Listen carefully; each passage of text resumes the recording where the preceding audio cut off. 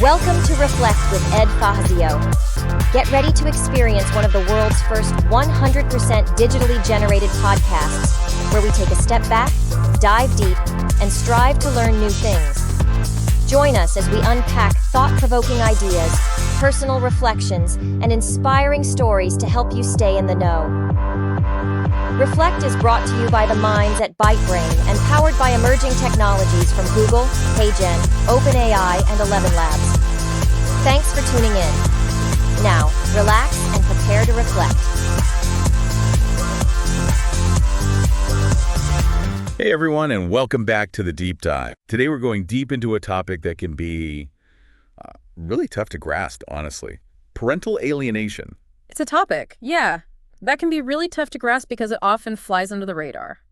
Oh, yeah. I mean, we all know divorce can be messy. Right? But parental alienation goes way beyond typical disagreements. Oh, for sure. We're talking about a deliberate campaign to damage, sometimes even destroy, a child's relationship with one of their parents. And that's why we're here. That's what makes this deep dive so important. We're going to unpack not just what parental alienation is, but why it happens, the impact it has on kids, and what the hell we can do about it. Yeah, it's going to be a heavy one. So buckle up. This is going to be a heavy one. It is. But knowledge is power, right? Mm-hmm. And understanding the dynamics at play is the first step to protecting children from this insidious form of abuse. Absolutely. So for those who might not be familiar, let's start with the basics.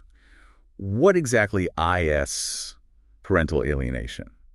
And how is it different from, say, a parent legitimately protecting a child from an abusive partner? That's a crucial distinction. Yeah. Parental alienation isn't about genuine safety concerns. Right. It's about one parent using a child as a weapon to punish the other parent. Yeah. It's about manipulation, plain and simple. And you can usually spot it by looking for three key characteristics. Okay, let's break those down. What are the red flags that scream, this is parental alienation, not just a messy divorce? First thing you'll see is a relentless campaign of rejection or denigration of the targeted parent. Okay. We're talking about constant bad-mouthing, undermining their authority, even outright lies to paint them in a negative light. Jeez. It's like a smear campaign aimed directly at the child's heart. God, that's just awful. I mean, using a child as a pawn in some twisted game. What else should we be looking for? The second thing is the manipulation of the child themselves. Okay. This can be subtle. Things like limiting contact under false pretenses, reinterpreting neutral events to make the targeted parent look bad. Or it can be shockingly blatant, like changing the child's name to erase any association with the other parent. Wait, seriously. Changing the child's name, that's just messed up. It's like trying to erase a part of their identity, their history. Right. What kind of person does that? It's power play. Wow. And it's tragically common. Damn. But the most important thing to remember is that the targeted parent hasn't done anything to deserve this treatment. Right. That's the third key element. There's no actual wrongdoing by the targeted parent. So it's not about abuse allegations or genuine concerns for the child's safety. It's about one parent, the alienating parent, using the child to inflict pain on the other parent. God, that's so messed up. It is, and sadly, research suggests that around 1% of children and adolescents in the U.S. are exposed to parental alienation. 1%. That's a lot of kids dealing with this incredibly damaging form of abuse. Wow. 1%. That might not sound like much, but that's still millions of kids. Okay, so we know what parental alienation looks like. Yeah. But here's the million-dollar question. Why? Why would someone become an alienating parent in the first place? What's going on in their head? That's where psychology comes in. You see, it's rarely about the child. It's about the alienating parent and their own unresolved baggage. Okay. Often rooted in trauma, deep-seated insecurities, and a whole lot of pain. So they're taking their own issues and projecting them onto the situation. Yeah. Using the child as a weapon to lash out at their ex. Exactly. Oh, wow. And while every case is different, there are some common personality traits we see in alienating parents that can help us understand the why behind the behavior. Okay, I'm all ears. Let's dive into the psychology of the alienator. What are we dealing with here? One of the most common traits is narcissism. Okay. For a narcissist. It's all about control and winning. Right. They can't handle the perceived loss of control that comes with divorce. And they see the child's affection as a prize to be won at all costs. So it's less about the child's well-being and more about stroking their own ego. Exactly. They need to be seen as the good parent, the one the child loves and prefers, even if it means demonizing the other parent in the process. Wow. And what about the insecurity angle you mentioned? How does that play into this? Well, Another common trait is codependency. Okay. Now, codependency is all about needing external validation, about deriving your sense of self-worth from others. Right. And for an alienating parent with codependent tendencies, the child becomes an extension of themselves, a source of validation they desperately need to control. So they see the child not as an individual, but as a possession, a way to fill that void within themselves. It's like they're saying, if I can't have you, the other parent, then I'll have the child's love. I'll make them choose me, and that will prove I'm worthy. That's a great way to put it. It's this desperate need for validation, for control that can drive them to extreme lengths. They'll manipulate the child, poison the relationship with the other parent, all to maintain that sense of power and avoid facing their own internal struggles. Man, this is just so twisted. Okay, so we're talking narcissism, codependency. What other psychological factors are at play here? Another one we see often is borderline personality disorder. Okay. Now, BPD is characterized by intense fear of abandonment, instability in relationships, and difficulty regulating emotions. Yeah. And for someone with BPD, divorce can trigger those core fears like nothing else. So it's like their world is imploding, and they're lashing out in the only way they know how. Exactly. They might see the other parent moving on, building a new life. And that triggers this intense fear of being replaced, of being left alone. And the child becomes a lifeline, a way to avoid that perceived abandonment. So they cling to the child, trying to control them, Yeah. to make them dependent, all to soothe their own anxieties. Yeah. It's tragic, really, a child being used as emotional duct tape for a parent who's fallen apart.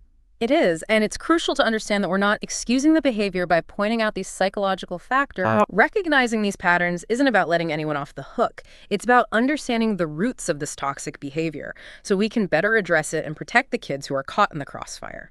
That's a really important point. Okay, so we've got a better understanding of the why behind parental alienation. But let's get into the nitty-gritty, the how. What are some of the specific tactics that alienating parents use to manipulate their kids? Well, we touched on a few already. Bad-mouthing the other parent, limiting contact, even that extreme example of changing the child's name. Right. But it goes way beyond that. We're talking about a whole toolbox of toxic tactics. Some subtle, some shockingly blatant. Okay, let's unpack that toolbox. Give me some real-world examples of what this manipulation looks like in action. Imagine this. A parent refusing to let a child take their belongings between homes. Something as simple as a favorite stuffed animal or a drawing they did at school becomes a battleground. Oh, wow. That's so controlling. It's like they're trying to erase the other parent from the child's life, sending the message that their home isn't a real home. Exactly. Or think about those seemingly innocent comments disguised as concern. Oh, honey, are you sure you want to go see your dad this weekend? You always seem so tired and upset afterward. Yeah, that's so manipulative. It's planting seeds of doubt, making the child question their own feelings and experiences. And before you know it, the child starts believing that maybe they are better off without the other parent. It's insidious, and it can get even darker. Imagine a parent coaching a child on what to say to a therapist, or a court-appointed evaluator, feeding them lines to make the targeted parent look bad. Oh, that's just sick. Talk about exploiting a child's vulnerability. And the worst part is, the child might not even realize they're being manipulated. They're just trying to please the parent they're most dependent on. And that's the heartbreaking reality of parental alienation. It's a form of child abuse that often goes undetected, because it's happening within the very relationships that are supposed to be safe and nurturing. It's like a wolf in sheep's clothing. But let's be clear, we're not just talking about hurt feelings here, right? Yeah. What are the real-world consequences for the child caught in the middle of all this? The consequences are devastating, both short-term and long-term. Parental alienation meets the criteria for a traumatic experience. Wow. It's psychological abuse, plain and simple. So we're talking about genuine trauma with potential lifelong consequences. Absolutely. And it's not just about the direct manipulation by the alienating parent. It's also about the child witnessing the emotional abuse of the targeted parent. Okay. They see someone they love being demonized, rejected, and it creates this profound sense of insecurity and confusion. So on top of feeling betrayed by the alienating parent, they're also traumatized by seeing the parent they're being turned against, being treated so horribly. It's like a double whammy of pain and betrayal. Exactly. And all of this stress and conflict can have a ripple effect. We often see the targeted parent struggling with their own mental health. Right. Sometimes even turning to substance abuse as a way to cope with the pain and helplessness. And that just plays right into the alienator's hands, doesn't it? They can point to the targeted parent's struggles as proof that they were right all along. It's a vicious cycle, really.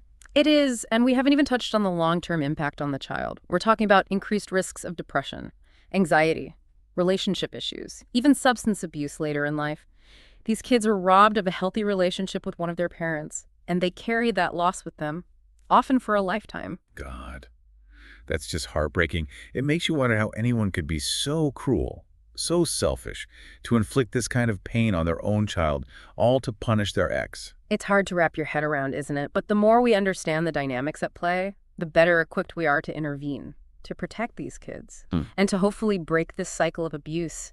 Okay, so we've covered a lot of heavy stuff here. We've talked about what parental alienation is, the psychology behind it, and the devastating consequences for everyone involved. But we can't end there, right? We need to talk about solutions. We need to talk about hope. Absolutely. And there are hope. There are ways to help these families heal, to break the cycle, and to prevent this kind of abuse from happening in the first place. But that's a conversation for part 2 of our deep dive. Okay, listeners, hang in there. We're going to get into the solutions, the legal battles, and the incredibly resilient stories of those who have survived this trauma. Stay tuned for part 2 of this deep dive. You know, as dark as this all sounds, hearing the stories of adults who live through parental alienation as children, I think sometimes that's the most powerful way to truly grasp the impact. Yeah, for sure. We've got some firsthand accounts in our research that are just gut-wrenching. These are real people whose lives have been profoundly shaped by this experience. It's a stark reminder that this isn't just some theoretical concept. It's real-life trauma with very real consequences. It is, and their voices need to be heard. Their stories paint a vivid picture of the long-term emotional toll parental alienation takes. We're talking depression, anxiety, difficulty forming healthy relationships. It's all there. Yeah. The research shows that these are some of the most common after effects, but I think what really gets me is this pervasive sense of grief and loss that so many describe. It's like they've been robbed of their own history, their own sense of belonging. It's profound. They grieve the loss of their childhood, the loss of a relationship with the targeted parent, and in some cases, even the loss of their own identity. It's like a fundamental part of them is missing. Okay, so let's get into some specifics. What are some of the feelings that stand out to you from these accounts? What really illustrates the raw impact on their lives? There's this one quote from a study on the mental health of adults alienated as children that really stuck with me. One participant said they felt like a mollusk in a shell, away from the world, not understanding why they were in a perpetual state of anxiety. It took decades to even begin to understand what happened to them. Wow, that image of a mollusk in a shell, that is so powerful, so isolating. It really gets at that deep-seated fear and mistrust that alienation can breed. They're closed off, disconnected, unable to fully engage with the world because their sense of safety and trust has been shattered. It's heartbreaking, and that feeling of isolation, of not being seen or understood, it often follows them into their adult relationships. So many of the accounts talk about struggling to form healthy bonds, whether it's romantic relationships, friendships, or even family relationships outside of the immediate situation. That makes sense. It's like they're constantly waiting for the other shoe to drop, expecting betrayal or abandonment, because that's the blueprint they were given as kids. Exactly. They never learned how to trust, how to be vulnerable, because the relationship that should have been their safe haven turned into a battleground. There's another quote from the research that really hit me hard. One participant talks about this overwhelming sense of guilt, saying there's a lot of blame and guilt, and it's still there. Like sometimes I'm like, oh, maybe this is my fault. Maybe I have done this. That is sadly so common, and it speaks to the insidious nature of parental alienation, because remember, the alienated parent is often very skilled at manipulating the child into believing that they are somehow responsible for the conflict, for the rejection. So the child internalizes this blame, this guilt, and carries it with them for years, decades even. It just breaks my heart to think about carrying that burden for so long. It can be incredibly damaging to their sense of self-worth. They start questioning their own perceptions, their own memories, their own ability to judge character, and that creates a deep-seated insecurity that can be incredibly difficult to overcome. It's like their whole reality has been warped, and they're left trying to pick up the pieces, wondering what was real and what wasn't. And you know what's really terrifying? Is that this cycle of abuse can repeat itself. Some of the participants in these studies talk about becoming targeted parents themselves, about their own children being alienated from them. It's a chilling reminder that parental alienation has ripple effects that can extend across generations. impacting entire family systems. This trauma can be passed down like a toxic inheritance, and that's why breaking the cycle is so crucial. Okay. So we've talked about the devastating emotional toll of parental alienation, but let's shift gears now and talk about the legal landscape surrounding this issue. Because I think a lot of people assume that if this kind of abuse is happening, the courts will automatically step in and protect the child. Unfortunately, it's rarely that simple. One of the biggest challenges is that there's no universal legal definition or diagnosis of parental alienation, which makes it incredibly difficult to address within the legal system. And the whole debate surrounding parental alienation syndrome, PAS, as a formal diagnosis has muddied the waters even further, right? It has. While some experts firmly believe in PAS, others argue that it's not scientifically valid and can be misused to dismiss legitimate abuse allegations, which is a valid concern. Yeah, we can't ignore that risk. Right. We have to balance the recognition of parental alienation with the very real need to protect children from actual abuse. It's a tightrope walk. And unfortunately, the legal system isn't always equipped to handle those nuances. Exactly. And that's why, for now, the focus should be on the observable behaviors of the alienating parent, not on slapping a potentially controversial label like PAS onto the situation. It's about looking at the evidence, the specific actions, and seeing if they fit the pattern of manipulation and control we've been talking about.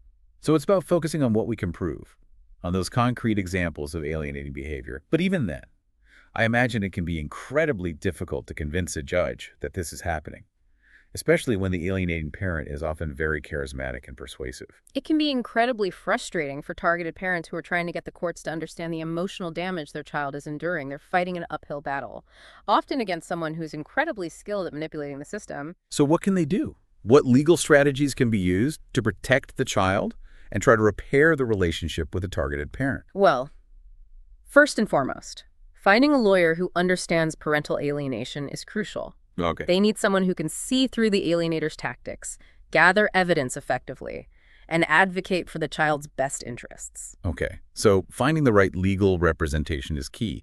But what are some of the specific legal avenues that might be pursued in these cases? Well, it depends on the specific circumstances, of course, but generally speaking, the goal is to gather evidence that supports the claim of parental alienation and to advocate for orders that protect the child's relationship with the targeted parent. So that might include things like supervised visitation, therapy for the child and the alienating parent, maybe even a change in custody if the situation is severe enough. Exactly. But again, it's a complex process, and there are no guarantees. The legal system is imperfect. And sometimes, despite everyone's best efforts, justice isn't served. That's why. In addition to legal strategies, it's crucial to focus on therapeutic interventions as well. Okay, let's talk about therapy. What kind of therapeutic approaches have shown promise in helping families dealing with parental alienation? Well, as we mentioned earlier, family reunification therapy can be incredibly effective, but it relies on the willingness of all parties involved. Right, and that's not always realistic, especially if the alienating parent is entrenched in their behavior. Exactly. So in those cases, individual therapy for the child and the targeted parent becomes crucial. It's about creating a safe space to process the trauma, to challenge the distorted narrative, and develop coping skills to navigate this incredibly difficult situation. So even if the family can't be fully reunited, therapy can help the individuals heal and move forward in a healthy way. Absolutely. And there are also support groups specifically for alienated children and targeted parents. These groups can provide a sense of community, validation, and hope, which can be incredibly powerful when you're feeling isolated and alone. It's all about realizing that they're not alone, that other people understand what they're going through. It's about finding strength in shared experiences and support from those who have walked a similar path. Exactly. And as much as we've focused on the heartache and the challenges, it's important to remember that there are stories of resilience, of healing, of families finding a way back to each other. We're going to delve into those inspiring stories in the next part of our deep dive. Okay, listeners, stay with us. We've got more to uncover, more insights to share, and more importantly, more reasons to hope. Welcome back to the deep dive. So far, we've journeyed into the dark heart of parental alienation, exploring the devastating impact it has on children and families. But this isn't just about understanding the problem. It's about finding solutions, about shining a light on the path to healing and justice. That's right. We've got to move beyond the pain and start talking about what we can do to help these families, how we can prevent this from happening in the first place, and how as a society we can better protect children from this insidious form of abuse. Okay, so let's dive into those solutions. Let's talk about what's working, what still needs to change, and how we can all be part of the movement to protect kids from parental alienation. Well, as we discussed earlier, therapy is a crucial piece of the puzzle. Family reunification therapy, when all parties are willing to participate, can be incredibly effective in rebuilding trust and communication. But what about those cases where family reunification therapy isn't an option? Maybe the alienating parent is refusing to cooperate, or the damage is just too severe. What then?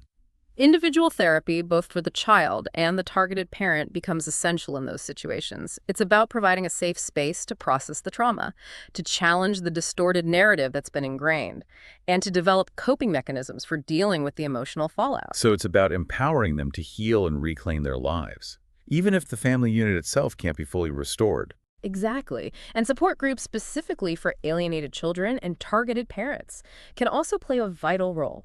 Connection with others who understand what you're going through can be incredibly validating and empowering. It's a reminder that you're not alone in this battle. Those connections can be so powerful, especially when you're dealing with something that's often misunderstood or even dismissed by others. Okay, so we've talked about the therapeutic interventions that can help families heal. But what about the legal system? Are there any promising developments in how the courts are addressing parental alienation? Well, progress is being made, albeit slowly. More and more courts are starting to recognize parental alienation as a form of abuse, which is a huge step in the right direction.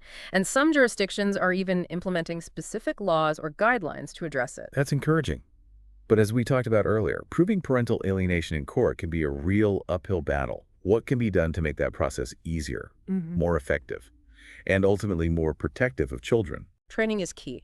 We need to educate judges, lawyers, custody evaluators, anyone involved in family court about parental alienation, the signs, the tactics, the devastating consequences. They need the tools and the knowledge to recognize it, assess it accurately, and respond appropriately. So it's about raising awareness within the legal system itself, ensuring that everyone involved understands the seriousness of this issue. Exactly. And another critical area for improvement is the development of standardized assessment tools.